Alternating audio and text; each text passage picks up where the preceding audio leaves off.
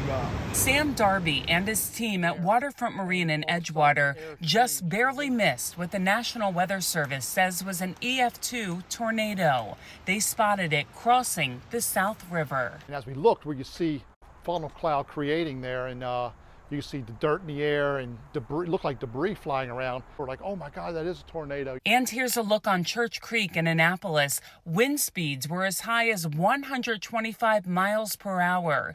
It moved quickly, but clearing its path and rebuilding in some places will take time.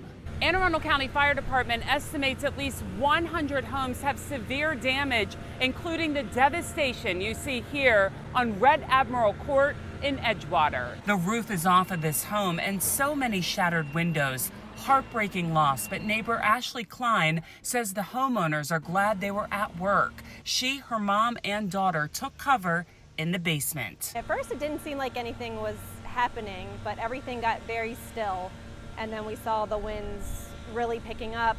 It didn't last very long at all, and then at the end we heard a very loud crash. Klein has some cleaning up to do, but it's amazing the difference between her home and the others in the court. The table and chair were like back behind the lamppost that's bent.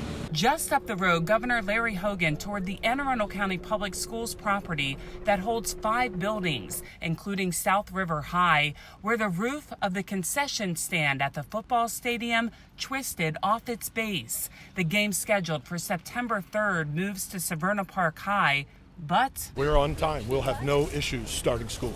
We'll start school on Wednesday. Looks like Anne Arundel County got the brunt of the storm, but we did have issues across the state. We had the tornadoes touch down on the eastern shore in Dorchester County, a little bit of damage in Hurlock. We had some flooding issues in Cecil County and Frederick County and Montgomery County. So our teams are in touch with all those local jurisdictions, and we're going to do everything we can to assist the local governments and here with the school system to try to get everything back to normal. Governor Hogan went inside the Center of Applied Technology South with Superintendent Dr. George Arlotto. Windows are blown out and ceiling tiles are down. This is substantial damage that we need to take care of, but it's amazing to me that there was no real structural damage and that we didn't have anybody at all injured or hurt here.